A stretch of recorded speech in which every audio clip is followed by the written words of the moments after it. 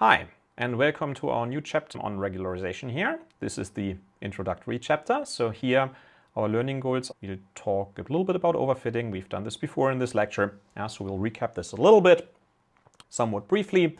I'll then motivate regularization, give a first overview of different techniques of regularization, and we'll then discuss the pattern of regularized empirical risk minimization, how this looks in general, but we'll really not develop a very deep understanding of this formula here.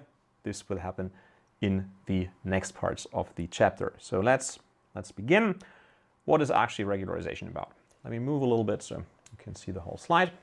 So regularization in general is an umbrella term for methods that add some form of inductive bias to a model. Usually this comes in some form of a low complexity prior. So shrinkage methods, sparsity-inducing methods fall under this umbrella term, and they are generally being used to reduce overfitting, to get a better bias variance trade-off. What all of that means in detail, we'll understand better at a later point. But they are also being used for, they can also be used for feature selection, especially together when being used together with linear models. So here's the first rough overview of techniques. So there's explicit regularization. So these techniques usually penalize some explicit measure of model complexity in our empirical risk minimization formula. So L1 and L2 techniques usually fall into this category. So this is some form of vector norm that we'll penalize our parameter vectors with in our machine learning model. And I will focus mainly on these types of techniques here in this chapter. And there are also implicit regularization techniques, things like early stopping, data augmentation, parameter sharing, dropout, especially neural networks or ensembling.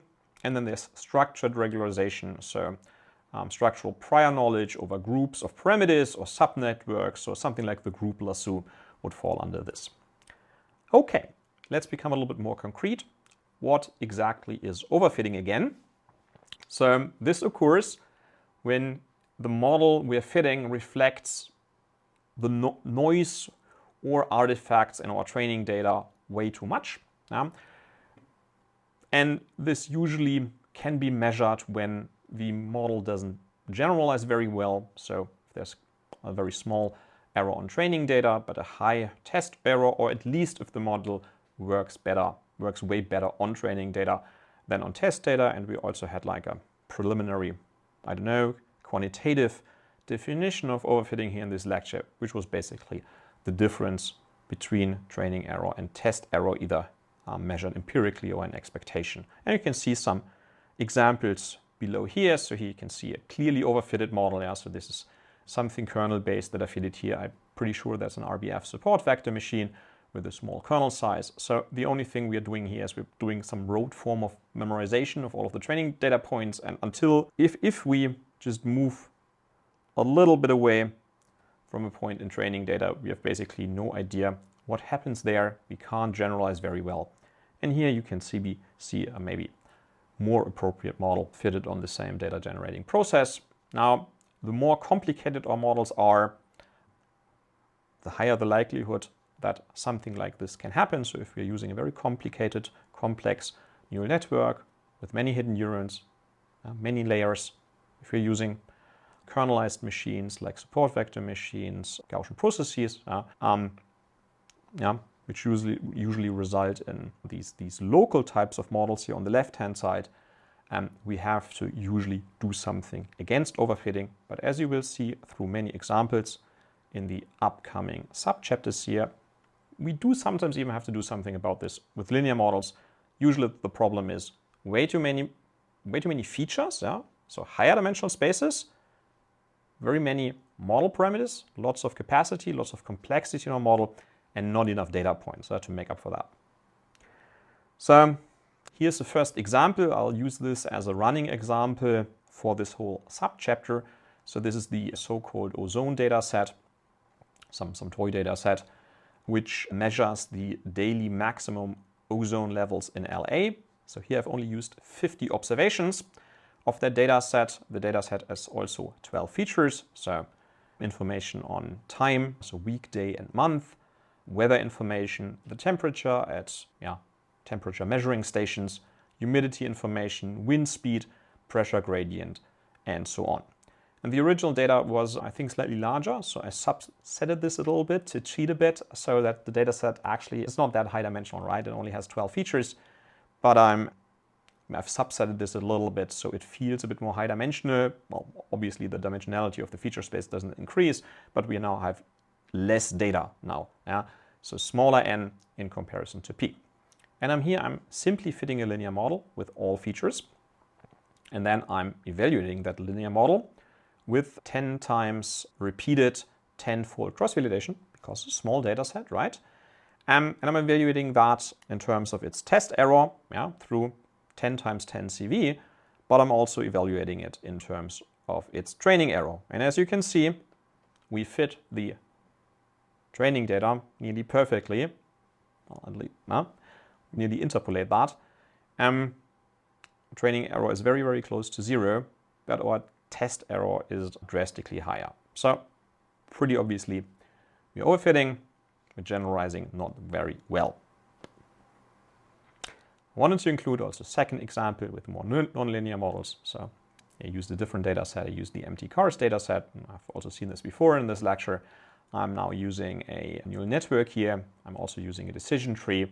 I'm making sure, because very often by default regularization, which we still have to explore in this chapter here, is turned off for these models, especially for the neural network. And I'm reconfiguring the model a little bit, so again, cheating a little bit to make overfitting for these model classes a little bit more likely. So I'm not really early stopping the expansion of my decision tree, for example, here. And again, you can see it's very easy to overfit with these types of models. Very low training error, very large test error. Okay, so obviously this can also happen with nonlinear models. As I said, it's actually way more likely that this will happen with nonlinear models. And what I will now do is, again, I'll switch back to this ozone example so we can study countermeasures against overfitting a little bit better. So first of all, so what could we do? Do something against overfitting? Well, we could maybe use more data, right? So as I've said, I've subset the data set. So fortunately, this means I can now simulating this process of collecting more data. Here I've done similar experiments as before. So I'm measuring training error, I'm measuring test error through 10 times 10 repeated cross-validation, but I'm increasing my sample size. So I've started with 50 samples and I'm now increasing this to 100, up to 200. I'm just plotting now test error and train error. And as you can see, we also discussed this before. If sample size increases, training error goes up. Well, why does it go up? Because it's actually harder to overfit now on more examples, and test error goes down because our model becomes better and better and better. We can generalize better. And this gap here, and this is exactly what we would call the overfitting gap, becomes smaller if we use an increased sample size. Of course, very often you can't do this in practice because the data you have already collected cannot easily be enlarged. You just have to stick with what you have. Second example, and this is a little bit more relevant for us, would be to reduce model complexity. So we could actually try simpler models. So how about we just start with the simplest model ever, which would simply be a constant, right? Not using any features at all. So for our L2 loss here, this would simply be the average of our response values. So we know that under L2 loss, fitting a constant with the mean of the y's, that's actually optimal under L2 loss. What I will then do is I'm going to increase model complexity of my linear model here, measured by how many features do I include, by adding one feature at a time. So I'm saying, hey, maybe it's actually a good idea to measure model complexity by counting the number of active features in my model. So I'll add more and more features into the model, and then I'll again measure training error, training MSE, and test MSE. And I'll now plot this as a function in terms of included features. And if you're asking, hey, aren't there lots of different orders by which I could include my features step by step? Of course, that's correct. I don't want to talk too much about this here. So I used a somewhat clever ordering to use the feature filter. So I measured something like correlation or association between the feature and the outcome. So I tried to start with the most informative feature and to include this first, and then go through this clever order But like I said, we'll also talk about feature selection at some point. I don't want to do this here. What I do want to show is that even with the empty model, with the constant model, we are overfitting less than using all features. And this is actually better in terms of generalization error on this artificial, very small data set. And then what happens is that, we become better and better and better if we add more features into the model, because we can use their information. So before we could say we underfit a bit. And at some point, this is basically here, by adding in more features, training error goes down because our model complexity goes up and we can just fit better with more features. So the fit, the training loss will always monotonically go down, but our generalization error actually goes up. And this is the optimal point where we would like to stop. So we could say for this data situation here, this is the optimal, model complexity measured in the number of included features. And here's a third thing we could do. So we could even try something like optimizing our model in a more coarse manner. So usually I've done this here again for some form of a linear model. Usually this is a bit more common for things like neural networks and so on.